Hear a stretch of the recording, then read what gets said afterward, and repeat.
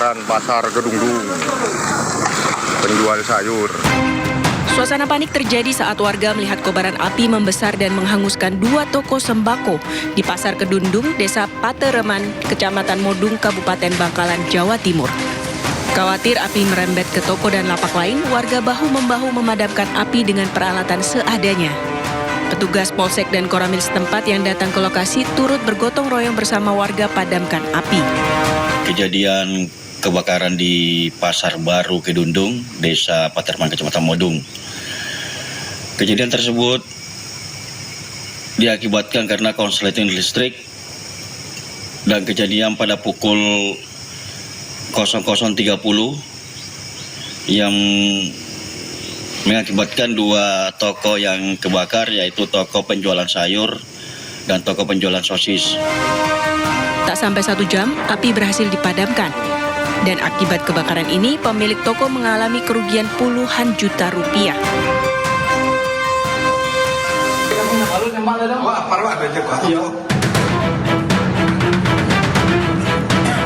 Suasana panik sempat terjadi saat kobaran api pertama kali terlihat membesar dari arah eksos atau saluran pembuangan udara di area dapur Hotel Truntum, Padang. Lokasi hotel yang berada di tepi jalan protokol Jalan Gereja Kecamatan Padang Barat ini membuat warga dan pengguna jalan yang melintas ikut geger. Api dengan cepat membesar sehingga pihak manajemen hotel langsung menghubungi Makodamkar Kota Padang. Setelah hampir 1 jam lebih melakukan upaya pemadaman, petugas akhirnya berhasil menjinakkan api dan menyelesaikan proses pendinginan. Yang terbakar ternyata daerah dapur itu ada aliran dari eksos untuk mengeluarkan asap. Aliran dari mana Pak? Bisa dijelas Pak? Ya, jadi itu aliran dari itu pendingin eksos untuk pendingin di dapur untuk daya asap itu yang. Jadi daya isap untuk asap ya Pak? Ya, asap keluar. Kalau dugaan sementara apakah ini dipicu konsleting listrik? Dugaan sementara kita belum dapat memastikan, mungkin dari pihak kepolisian. Akibat insiden ini, 1 unit dapur hotel berukuran 10 kali 5 meter persegi mengalami rusak berat. Meski demikian, respon cepat petugas damkar berhasil menyelamatkan aset bangunan hotel yang ditaksir mencapai 10 miliar rupiah. Tidak ada korban jiwa maupun luka-luka dalam peristiwa ini. Sementara untuk penyebab pasti kebakaran serta total kerugian material hingga kini masih dalam penyelidikan pihak kepolisian bersama manajemen hotel.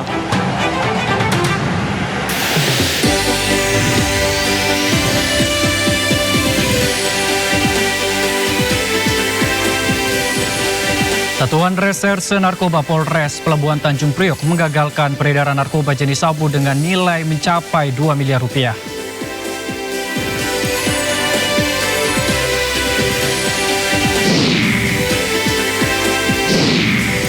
Siap-siap Anda yang sehari-hari mengandalkan bus Transjakarta bakal merogoh kocek lebih dalam. Tidak lagi flat, Pemprov DKI Jakarta tengah mengkaji skema tarif baru berdasarkan jarak tempuh.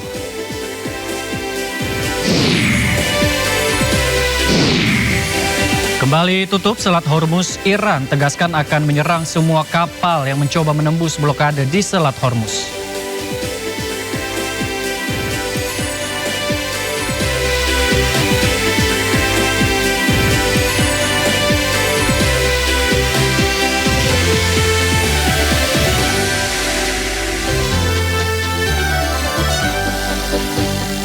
Halo pemirsa, Sindo Malam hadir dengan beragam informasi terkini di tanah air serta mancanegara bersama saya Ardila Se dan inilah Sindo Malam selengkapnya.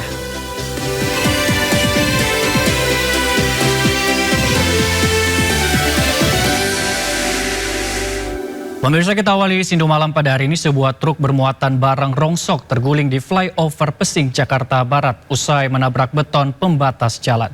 Diduga pengendara truk tersebut kaget sehingga banting setir ke kanan setelah melihat kendaraan lain menyalip dari kiri jalan.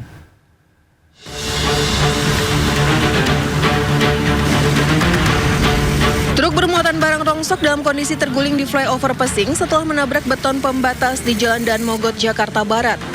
Tidak hanya membuat truk tersebut terguling, muatan barang rongsok yang berada di dalam truk tersebut keluar dan tumpah ke jalan.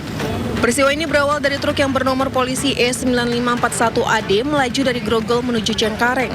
Saat berada di flyover Pesing, tiba-tiba pengendara truk tersebut kaget setelah melihat kendaraan lain yang menyalip dari kiri hingga banting setir ke kanan dan menabrak pembatas jalan hingga terguling. Bus turun penumpang, kan kita goyang kanan, goyang kanan, ada mobil, jelas saya tidak tahu mobil apanya, kaget saya, awalnya kaget aja udah, akhirnya kan kita buang kanan toar, udah. Bapak dari arah mana menuju mana? Dari sana, Dari Grogol. dari Grogol, Grogol menuju Cengkareng. mau menuju Cengkareng. Beruntung supir dan kenetnya hanya mengalami syok atas peristiwa yang dialaminya. Akibat peristiwa ini, arus lalu lintas flyover Pesing dari arah Grogol menuju Cengkareng maupun sebaliknya tidak bisa dilalui hingga proses evakuasi selesai. Sementara itu, bus Transjakarta dan kendaraan lain dialihkan untuk mengambil jalan arteri. Dari Jakarta, Sofyan Firdaus, iNews melaporkan. Pemirsa, aparat Satuan Reserse Kriminal Polres Metro Jakarta Pusat memastikan pengemudi Fortuner yang diamuk warga di Tanah Abang, Jakarta Pusat bukanlah pelaku tabrak lari. Namun dari hasil pemeriksaan, pengemudi berinisial E memiliki riwayat gangguan psikologis. Polisi juga tengah mengidentifikasi sejumlah warga yang melakukan aksi pengerusakan mobil.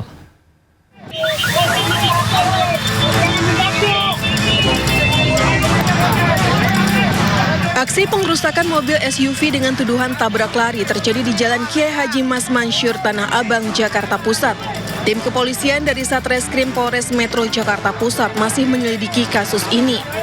Tim kepolisian menegaskan tidak ada aksi tabrak lari oleh pengemudi mobil jenis SUV tersebut seperti dituduhkan sejumlah warga saat melakukan aksi pengejaran dan pengerusakan. Insiden bermula dari kesalahpahaman antara pengemudi Fortuner mobil dengan seorang pengendara motor di kawasan Tebet, Jakarta Selatan, di mana pemotor kesal dengan klakson mobil yang dibunyikan berulang-ulang.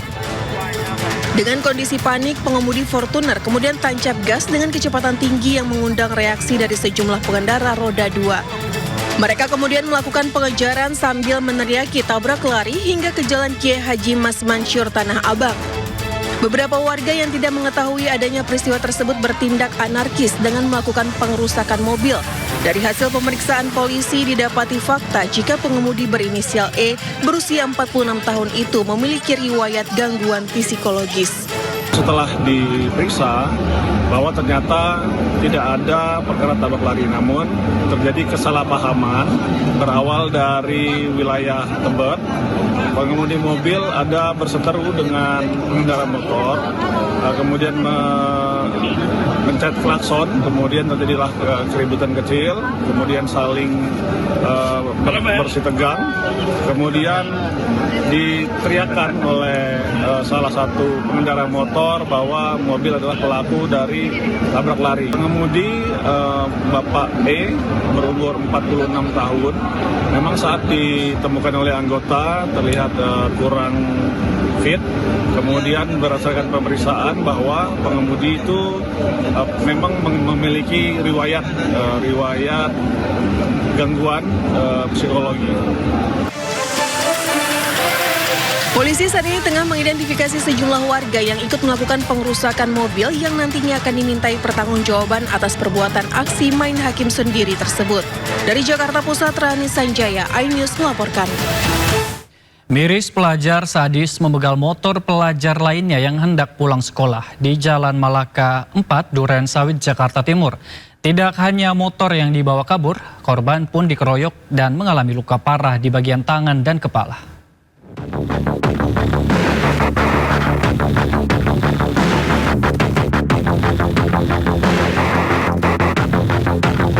Detik-detik pembegalan dua orang pelajar terekam kamera pengawas rumah warga di Jalan Malaka 4, Duren Sawit, Jakarta Timur, Selasa kemarin. Mirisnya pelaku pembegalan dan pengeroyokan merupakan pelajar sekolah lain. Akibat kejadian tersebut, satu orang pelajar mengalami luka di bagian tangan dan kepala. Sementara rekannya berhasil menyelamatkan diri.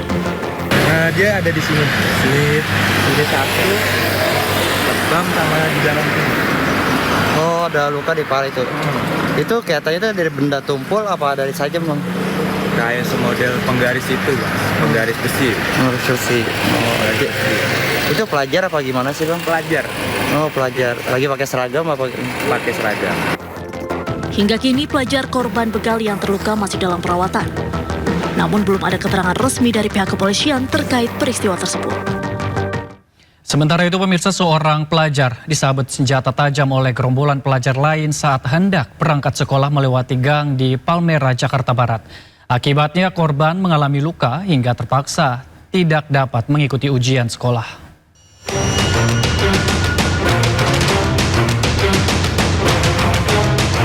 Kelompok pelajar menyerang pelajar lain di Gang T, Palmera Barat 6, Jakarta Barat. Aksi penyerangan terekam kamera pengawas.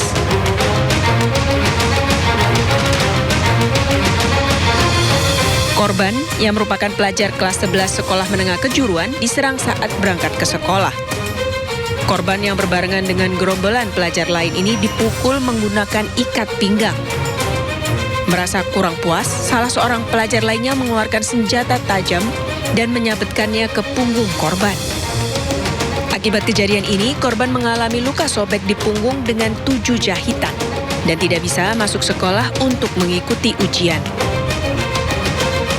Nggak tahu gimana, gue tahu-tahu dari motor tuh digituin katanya, pakai gesper pertama. Nah kedua pakai gituan, pakai sajam. Celurit ya? Iya jenisnya, udah gitu ya. Apa namanya? Mungkin nggak kena atau gimana, udah lewat kan tuh. Papasan udah lewat, nah yang anak itu turun lagi nguber gitu. Saat ini kasus penyerangan tersebut tengah ditangani pihak kepolisian. Seorang wanita ditemukan tewas bersimbah darah di kamar rumahnya di Cirebon, Jawa Barat. Korban diduga dibunuh perampok karena perhiasan emas miliknya hilang.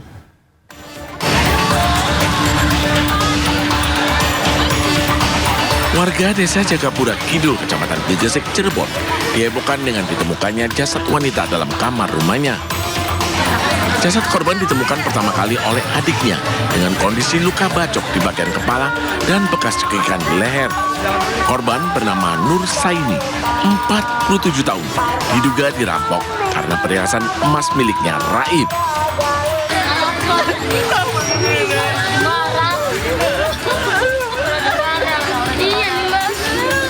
Suami korban histeris mengetahui istrinya meninggal dengan cara yang mengenaskan. Petugas Inafis dari Satreskrim Polresta bersama Polsek Gegesik yang tiba di lokasi langsung melakukan olah tempat kejadian perkara. Polisi juga meminta keterangan sejumlah saksi yang mengetahui awal ditemukannya korban. Jadi dari hasil penemuan jenazah tersebut kami melakukan olah TKP. Kemudian dari beberapa olah TKP sudah beberapa barang bukti yang kami amankan. Kemudian di TKP juga ada beberapa saksi yang sudah kami lakukan pemeriksaan. Jadi untuk barang-barang yang hilang, diduga hilang itu juga kami masih dalami. Kemudian tetap kami akan terus melaksanakan penyelidikan.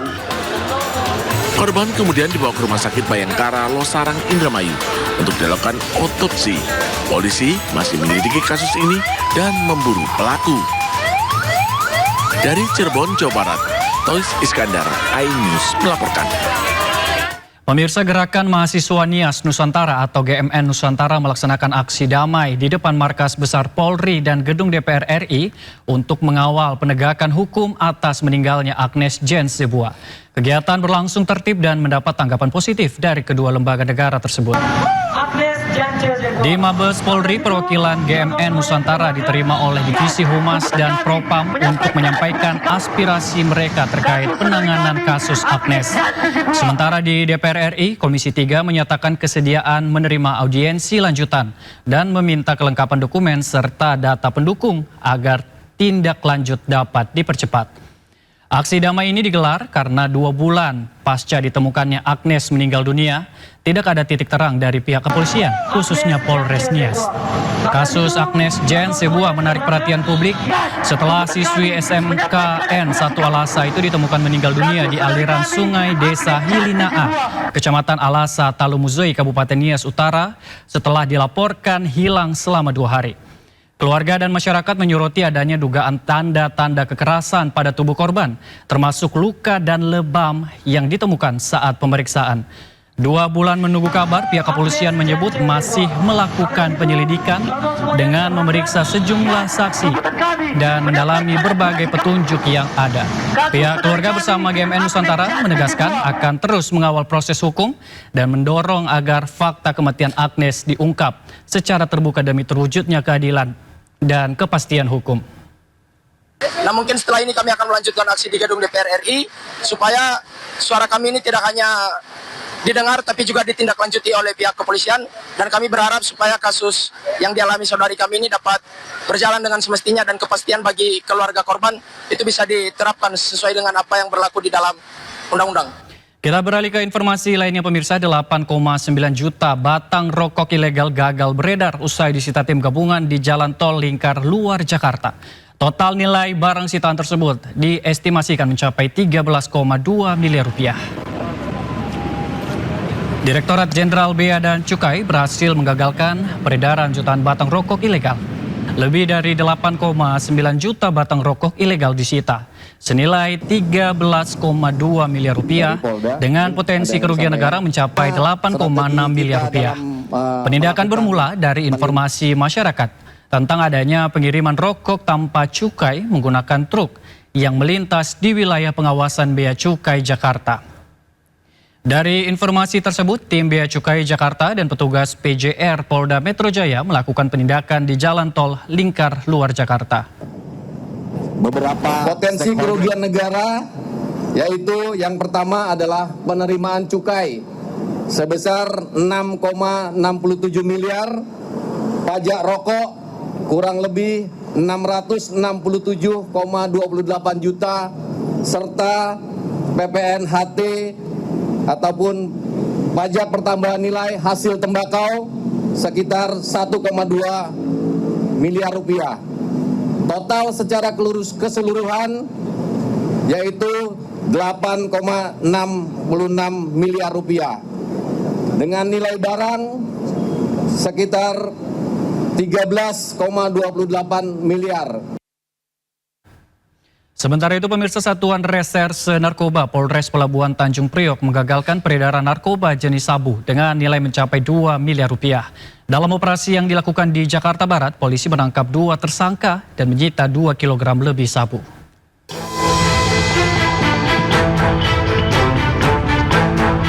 Berawal dari informasi masyarakat terkait peredaran narkotika jenis sabu, Satres Narkoba Polres Pelabuhan Tanjung Priok melakukan penyelidikan terhadap jaringan pengedar yang berpindah-pindah tempat, mulai dari Kelapa Gading, Cempaka Putih, Krukut, hingga Taman Sari, Jakarta Barat.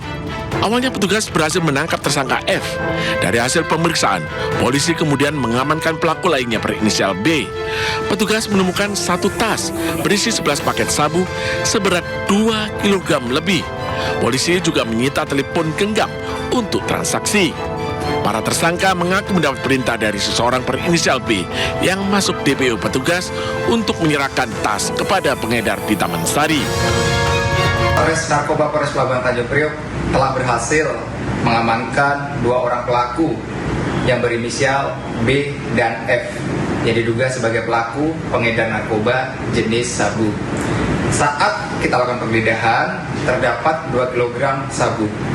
Sabu tersebut dibawa dari Riau. Selanjutnya, pelaku dibawa ke Polres Pelabuhan Tanjung Priok untuk dilakukan penindakan dan pengembangan.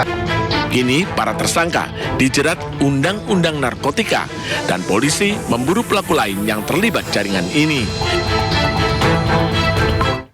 Tarif Transjakarta tidak lagi flat. Pemprov DKI Jakarta tengah mengkaji skema tarif baru berdasarkan jarak tempuh. Informasi selengkapnya usai jeda, tetaplah di Sindu Malam.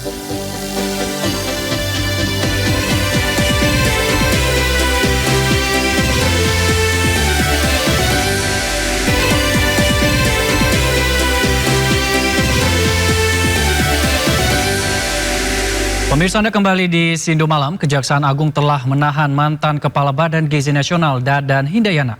Tapi kini giliran nasib ribuan motor listrik yang diduga dibeli dari uang program makan bergizi gratis yang menjadi sorotan masyarakat.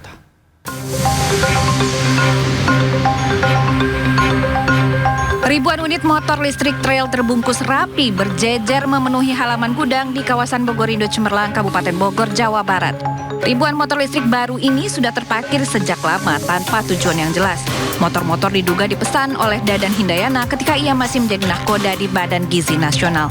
Jangankan dikendarai, motor-motor listrik ini bahkan seolah belum pernah disentuh. Sebelumnya ribuan motor listrik hendak disebar ke SPPG di seluruh Indonesia. Pesanan disebut mencapai puluhan ribu unit dan sudah dipesan sejak tahun lalu. Namun hingga kini belum ada kejelasan terkait nasib dari motor listrik BGN. Sebelumnya, Kejaksaan Agung telah menetapkan mantan Kepala BGN Dadan Hindayana, Wakil Kepala Badan Gizi Nasional Sony Sanjaya, dan satu Wakil Kepala BGN lainnya, Ludwig Pusung, sebagai tersangka.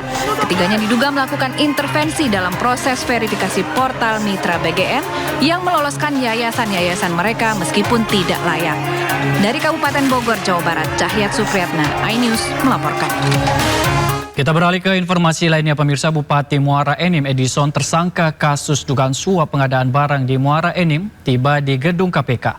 Edison tiba di KPK bersama tersangka lain untuk menjalani pemeriksaan dalam perkara dugaan suap dan gratifikasi pengadaan barang.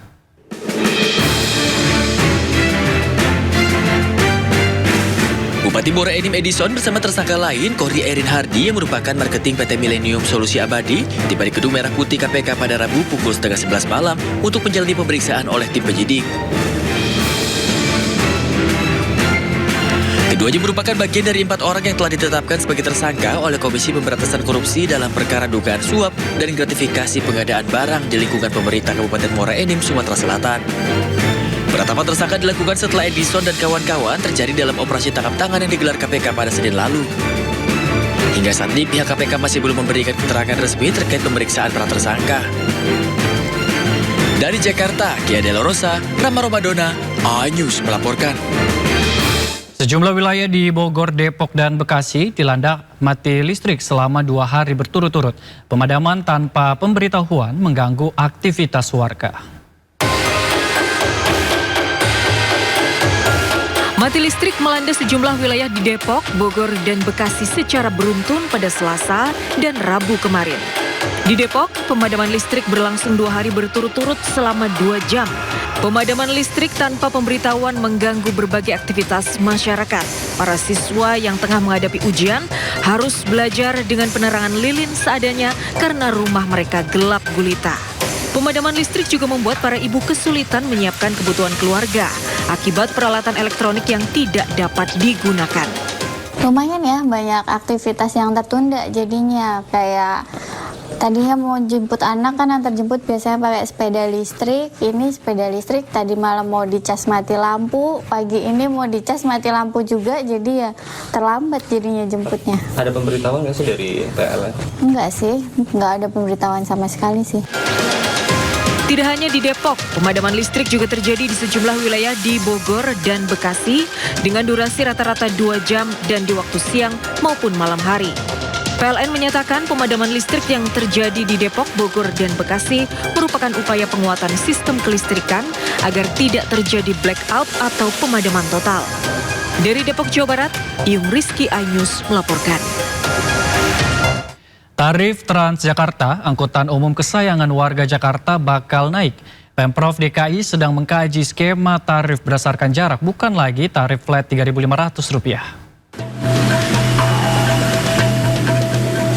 Siap-siap, Anda yang sehari-hari mengandalkan bus Transjakarta bakal merogoh kocek lebih dalam. Pemprov DKI Jakarta tengah mengkaji skema tarif baru, bukan lagi flat Rp3.500 seperti saat ini, tapi berdasarkan jarak tempuh. Perubahan tarif terutama akan dikenakan bagi bus Trans Jabodetabek, terutama untuk rute-rute jauh dengan jarak tempuh di atas 100 km. Seperti rute Blok M Bandara Soekarno-Hatta dan rute Blok M Bogor. Nantinya meski tarif Trans Jabodetabek naik, Pemprov DKI Jakarta tetap akan memberikan subsidi agar tarif baru tidak memberatkan masyarakat. Gubernur DKI Jakarta Pramono Anung optimis kenaikan harga Pertamax membuat masyarakat tetap setia menggunakan transportasi umum. akan ada beberapa perlu penyesuaian. Salah satunya adalah dari Blok M ke Soekarno-Hatta. Blok M ke Soekarno-Hatta kan sekarang 3.500. Koper juga bisa naik ke bus. Maka dibandingkan dengan Damri yang paling murah kan 80.000. Taksi rata-rata 200.000. Kalau kemudian 3.500 untuk parkir di Soekarno-Hatta aja tidak cukup. Rencana perubahan tarif muncul di tengah tingginya beban subsidi yang ditanggung Pemprov DKI. Pada 2026, subsidi Trans Jabodetabek mencapai 401 miliar rupiah dengan rata-rata subsidi sebesar Rp12.250 per penumpang. Dari Jakarta, Rani Sanjaya, iNews melaporkan. Sementara itu pemirsa, aksi demo mahasiswa yang menolak kenaikan BBM non-subsidi di Cikini berakhir ricuh. Aksi yang menimbulkan kemacetan panjang ini akhirnya dibubarkan secara paksa.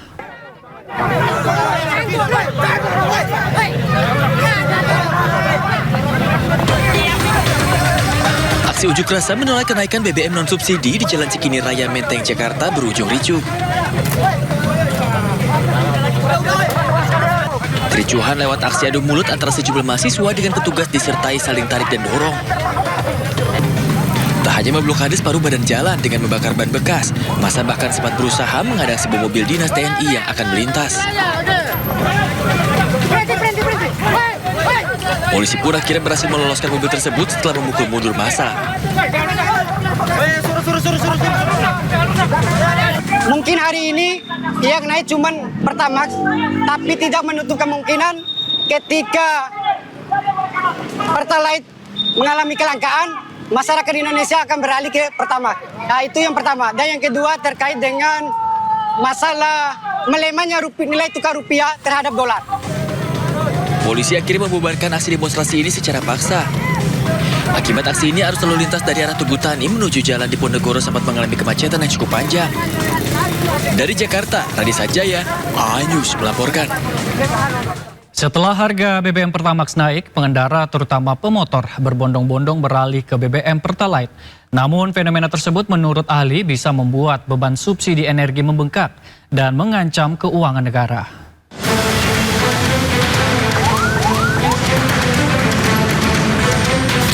Pemerintah resmi menaikkan harga bahan bakar minyak non-subsidi Pertamax. Kenaikan harga ini langsung dirasakan masyarakat, terutama pengguna sepeda motor yang selama ini mengandalkan jenis bahan bakar tersebut. Di tengah kenaikan harga-harga, banyak pemotor yang akhirnya memutuskan beralih ke BBM subsidi Pertalite. Iya, jauh juga, Pak. Kan menyulitkan saya juga kalau naik BBM, ya kan harga kan juga pasti pada naik juga kok BBM. Bukan tak berdampak, peralihan masif pemotor dari Pertamax ke BBM Pertalite justru bisa membuat beban subsidi bahan bakar membengkak. Subsidi BBM kemungkinan besar bukan lagi 85%, tetapi bisa saja 90-90% akan berpindah ke Pertalite notabene roda 2, yaitu sepeda motor.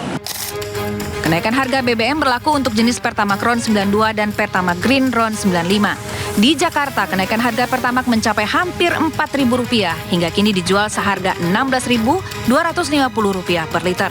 Sementara harga Pertamax Green dijual seharga Rp17.000 per liter. Dari Kementerian Keuangan kontrol kalau katanya Pak Bahlil, dampaknya ke inflasi gimana Pak? Jadi minim atau bagaimana Pak? Dampaknya limited karena kan bukan buatan umum. Itu nanti itu biar dijawab oleh SDM. Dengan munculnya fenomena ini, pemerintah diminta untuk memperketat pengawasan agar ketersediaan BBM Pertalite tidak langka di tengah masyarakat. Tim Liputan iNews melaporkan.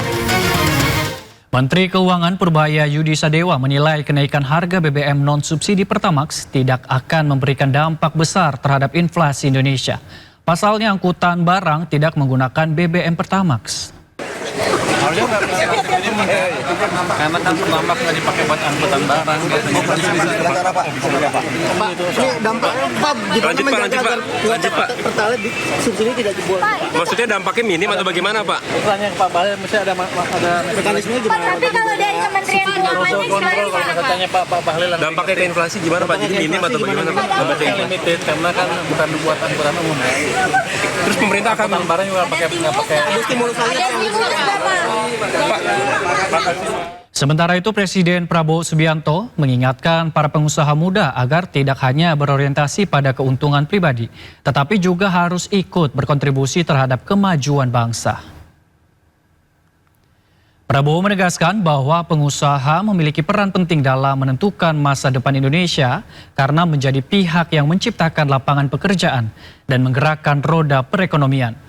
Oleh karena itu, Prabowo meminta para pengusaha memanfaatkan kekayaan yang diperoleh untuk membantu membangun masyarakat dan memperkuat ekonomi nasional.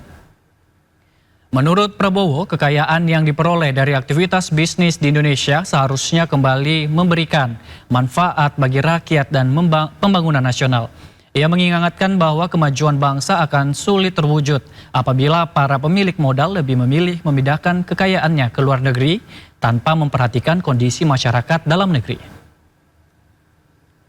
Tapi kalau saudara kaya raya, habis itu kekayaannya kau bawa lari di luar negeri dan kau tidak peduli dengan rakyat sekitarmu, ya masa depan bangsa kita tidak akan baik. Bangsa kita baik karena nilai-nilai bangsa kita. Para pengusaha kunci dari kebangkitan suatu bangsa. Saudara yang akan menciptakan lapangan kerja. Karena itu pemerintah harus membuat keadaan yang baik untuk para pengusaha.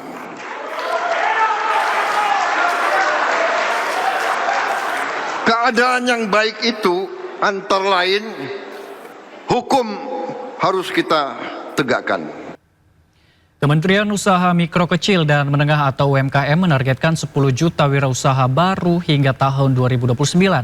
Hal ini merupakan bagian dari upaya pemerintah untuk meningkatkan rasio kewirausahaan nasional serta memperluas penyerapan tenaga kerja. Menteri UMKM Maman Abdurrahman memastikan pihaknya bakal menambah 10 juta wirausaha baru hingga tahun 2029. Salah satunya melalui program Bursa Wirausaha Unggulan sebagai upaya untuk meningkatkan rasio kewirausahaan nasional, menciptakan wirausaha baru, serta memperluas penyerapan tenaga kerja. Program ini diharapkan memudahkan generasi muda, calon wirausaha, pelaku UMKM, dan pengusaha mengakses berbagai layanan pengembangan usaha secara terintegrasi mulai dari peningkatan kapasitas, legalitas, pembiayaan, hingga perluasan pasar. Program baru namanya Bursa Wirausaha, dan kita lakukan program ini di tengah momentum Hari Kewirausahaan Nasional. Apa maksud dari Bursa Wirausaha ini? Ini sebetulnya tujuannya kita ingin melakukan upaya pembinaan, pemberdayaan, menciptakan wirausaha-wirausaha muda secara komprehensif. Artinya apa, dari perencanaan awal dari hulu sampai ke hilirnya kita support dalam satu program Bursa Wirausaha ini. Tujuannya tentunya untuk menaikkan rasio kewirausahaan kita dan menciptakan wirausaha-wirausaha muda, wirausaha-wirausaha baru, dan juga yang kedua meningkatkan penyerapan tenaga kerja. Maman menjamin masyarakat yang mau berusaha akan mendapatkan pendampingan mulai dari pelatihan, penguatan kapasitas usaha, fasilitas legalitas dan sertifikasi, pelatihan manajemen keuangan, hingga akses pembiayaan dan pemasaran. Akses pembiayaan yang difasilitasi mencakup pembiayaan formal melalui perbankan dan kredit usaha rakyat maupun pembiayaan non-formal melalui perusahaan teknologi finansial atau fintech dan mitra lainnya.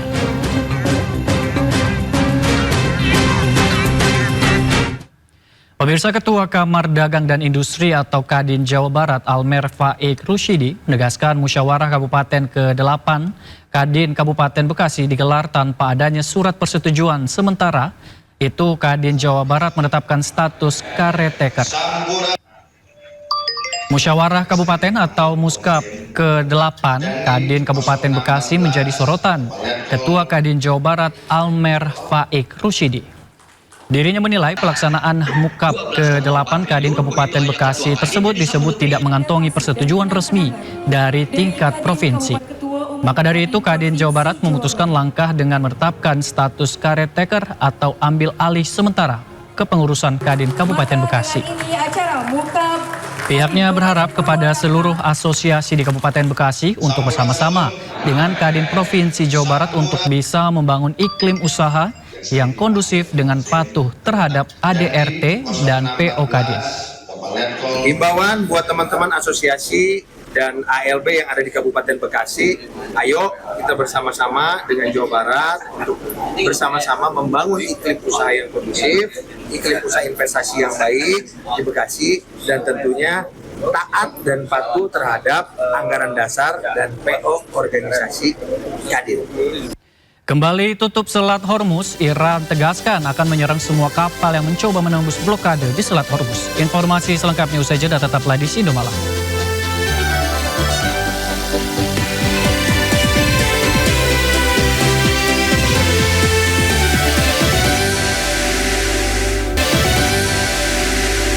Pemirsa, terima kasih Anda masih bersama kami di Sindo Malam. Hari ini Iran kembali menutup Selat Hormuz. Iran tegaskan akan menyerang semua kapal yang mencoba menembus blokade di Selat Hormuz.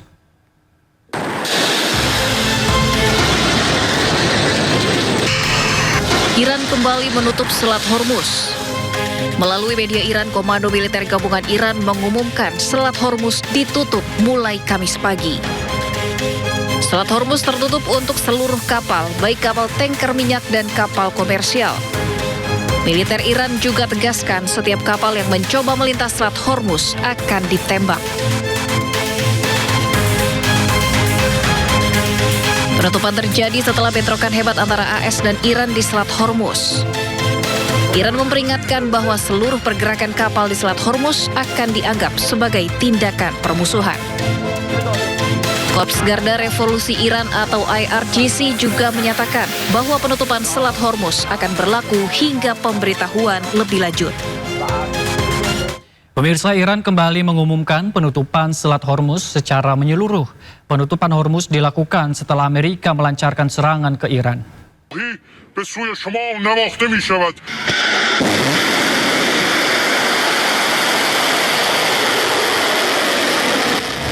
Tak kunjung mencapai kesepakatan, Amerika dan Iran kembali saling serang. Setelah sempat dibuka secara terbatas, Iran kembali mengumumkan Selat Hormuz ditutup menyeluruh. Dikutip dari Reuters, penutupan ini menyebabkan harga minyak dunia kembali naik untuk minyak Brent menjadi $94,58 Amerika per barel.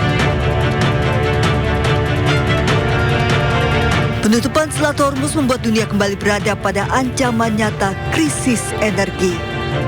Lembaga Riset Ekonomi Dunia Kiel merilis laporan yang menyebut penutupan Selat Hormuz akan menimbulkan gangguan besar terhadap pasokan energi dunia, ketahanan pangan, dan kondisi ini akan memunculkan efek domino berupa leher botol yang terlihat kecil, namun dampaknya akan panjang dan meluas bagi ekonomi global.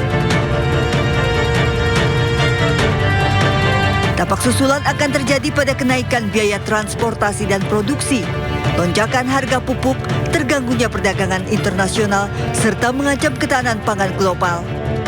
Negara-negara yang bergantung pada impor energi akan mengalami dampak ekonomi yang lebih besar, serta harga pangan dunia berpotensi meningkat akibat melonjaknya biaya transportasi dan produksi. Meski dampaknya berbeda di tiap negara, krisis ini menunjukkan bahwa stabilitas jalur perdagangan energi merupakan faktor penting bagi perekonomian, keamanan pangan, dan energi. Selat Hormuz tak sekedar perairan, namun bagi Iran, Selat Hormuz menjadi kartu penentu alat diplomasi. Pemirsa, Presiden Trump mengaku telah mengambil jutaan barel minyak tanpa sepengetahuan Iran. Hal inilah yang mengakibatkan harga minyak berada di $85 per barel. You know, I can say it now. Something you didn't know. Do you know we've been taking out millions of barrels of oil? Nobody knows it. You know who doesn't know about it? Iran until right now. We took out the other night 22 ships late at night with no lights because they don't have any radar because we blasted the crap out of it. We took out, that's why oil's $85 a barrel. And I said, I hate to do this to you guys, but Iran's going to have a nuclear weapon very soon. We have to go and attack. So we hit them with the B-2 bombers, which took a lot of courage. It was totally successful. We buried it, very hard to get. Amerika Serikat meluncurkan puluhan rudal jelajah Tomahawk yang menyasar sejumlah fasilitas strategis Iran. Washington juga mengancam akan kembali menyerang jika kesepakatan damai dengan Teheran tidak tercapai.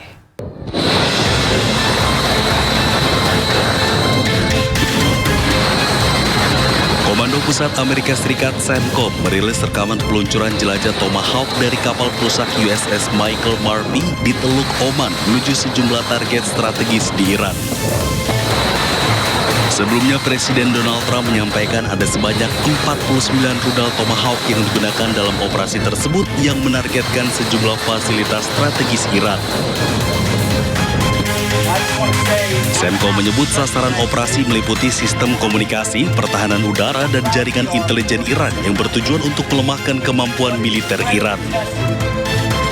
Sementara itu, Menteri Perang Pete Hegseth menegaskan militer Amerika Serikat siap menjalankan perintah Presiden Donald Trump untuk menyerang fasilitas-fasilitas penting Iran apabila diperlukan.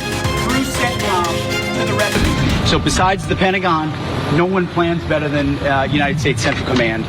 So to kind of bring it back home to while we're here, those options are all those options are on the table. The president expects us to be strong and resolute with the way that we respond and bring firepower, and we will certainly do that if need be. So thank you for traveling with us today very much, and we'll strike them hard tonight. Sebelumnya, Presiden Amerika Serikat Donald Trump memperingatkan Iran bahwa Amerika akan kembali melancarkan serangan apabila tidak tercapai kesepakatan dengan Teheran. Pemirsa, informasi pilihan hari ini akan kami rangkum di segmen Sindo News 5 bersama rekan Naufal Zakwan sekaligus menjadi penutup Sindo Malam hari ini. Anda bisa mendapatkan informasi terkini dan terbaru di kanal YouTube Sindo News dan atau melalui portal yang menghadirkan berita daerah, berita nasional, dan berita internasional di sindonews.com. Mari berbagi untuk masyarakat yang berdampak bencana di tanah air melalui MNC Peduli dengan berdonasi pada rekening di bawah ini atau scan QR dengan aplikasi uang digital Anda. Saya Rila beserta kerabat kerja yang bertugas mengucapkan terima kasih atas atensi Anda. Selamat malam dan sampai jumpa. Halo pemirsa, kita berjumpa di segmen Sindo News 5, ruang bincang yang bukan sekedar menyampaikan berita, tapi juga mengajak kita semua berpikir lebih dalam tentang apa yang sedang terjadi di negeri ini bersama saya, Naufal Zakwan.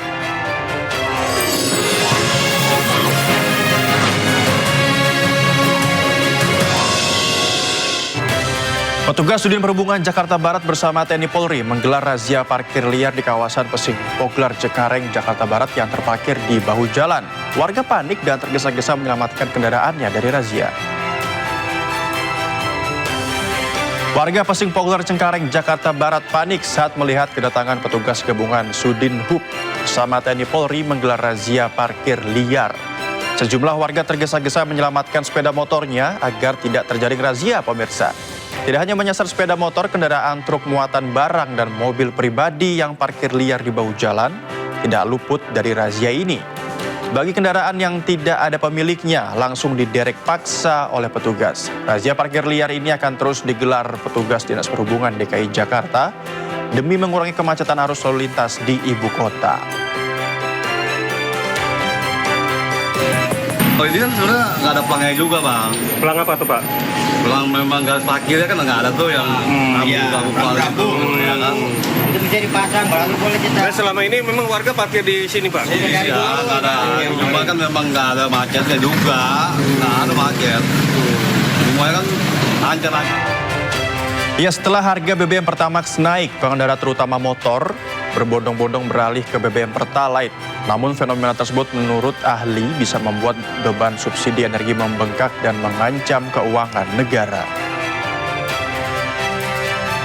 Pemerintah resmi menaikkan harga bahan bakar minyak non-subsidi Pertamax. Kenaikan harga ini langsung dirasakan masyarakat, terutama pengguna sepeda motor yang selama ini mengandalkan jenis bahan bakar tersebut. Di tengah kenaikan harga, banyak pemotor yang akhirnya memutuskan beralih ke BBM subsidi Pertalite. Bukan tidak terdampak, peralihan masif pemotor dari Pertamax ke BBM Pertalite justru bisa membuat beban subsidi bahan bakar membengkak. Kenaikan harga BBM berlaku untuk jenis Pertamax RON 92 dan Pertamax Green RON 95. Di Jakarta, kenaikan harga Pertamax mencapai hampir Rp4.000 hingga kini dijual seharga Rp16.250 per liternya. Sementara harga Pertamax Green dijual seharga Rp17.000 per liter. Dengan munculnya fenomena ini, pemerintah diminta untuk memperketat pengawasan agar ketersediaan BBM Pertalite tidak langka di masyarakat. Iya jauh juga Pak, kan menyulitkan saya juga kalau naik BBM ya kan harga juga pasti pada naik juga kok BBM. Subsidi BBM kemungkinan besar bukan lagi 85%, tetapi bisa saja 90-90% akan berpindah ke Pertalite notabene roda 2, yaitu sepeda motor. Ya, sementara itu pemirsa, Gubernur Jakarta Pramono Anung meyakini kenaikan harga BBM non-subsidi akan mengubah perilaku masyarakat Jakarta agar mau bermigrasi ke moda transportasi massal atau transportasi umum. Menurutnya, saat ini konektivitas transportasi umum di Jakarta sebenarnya sudah sangat baik dan mencapai angka 93%. Akan secara sungguh-sungguh campaign untuk naik transportasi umum. Konektivitas kita seperti yang saya sampaikan sekarang sudah 93%. Tapi orang terus-menerus menggunakan transportasi umum baru di bawah 30%. Ini akan menjadi sangat baik kalau kemudian orang terus-menerus menggunakan transportasi umum sudah di atas angka 30%. Apakah bisa? Saya yakin bisa. Apalagi dengan kenaikan BBM ini, maka peluang orang untuk naik transportasi umum juga makin besar. Apalagi ke 15 golongan kan kita gratiskan. Apakah itu orang tua, ASN, TNI, Polri, termasuk wartawan, kan kita gratiskan. Sehingga dengan demikian di Jakarta ini hal yang berkaitan dengan transportasi umum sudah sangat baik. Pilihannya juga banyak, apakah itu MRT, LRT, Transjakarta, Transjabodetabek, Mikrotrans, Jaklingko, dan sebagainya. Ya, selanjutnya ada kabar yang kurang mengenakan bagi para pengguna jasa transportasi umum, pemirsa. Anggaran subsidi transportasi umum yang membengkak membuat Pemprov Jakarta menyerah. Rencana kenaikan tarif bus Trans Jabodetabek akhirnya mengemuka. Tarif Trans Jabodetabek yang saat ini berlaku dinilai sudah tidak rasional karena jarak tempuh dan karakteristik layanan terlalu murah. Seperti bus Trans Jabodetabek rute Blok M Bandara Soekarno-Hatta yang hanya memperlakukan tarif Rp3.500 untuk sekali tempuh.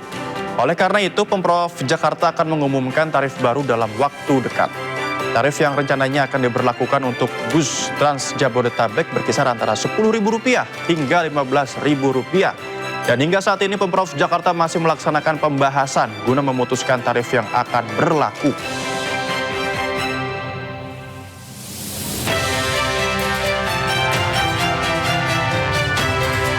Presiden Republik Indonesia Prabowo Subianto menyebut Indonesia akan menjadi negara dengan ekonomi terkuat keempat di dunia pada tahun 2045. Ya, hal tersebut disampaikan Prabowo saat menghadiri Musyawarah Nasional Himpunan Pengusaha Muda Indonesia atau HIPMI di Lampung pada hari Rabu. Prabowo menegaskan Indonesia punya prospek besar menjadi salah satu kekuatan ekonomi utama dunia. Ia juga berkata, pada 2045 mendatang, para pengusaha muda saat ini akan berada di puncak karirnya. Terkait hal itu, Prabowo pun mengaku akan terus memperhatikan perjalanan pembangunan Indonesia.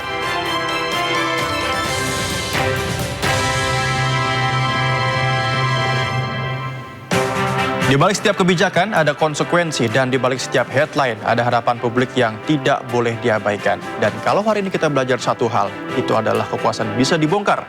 Kebijakan bisa ditantang dan suara publik kalau cukup lantang bisa mengubah arah. Saya Noval Zakwan, sampai jumpa.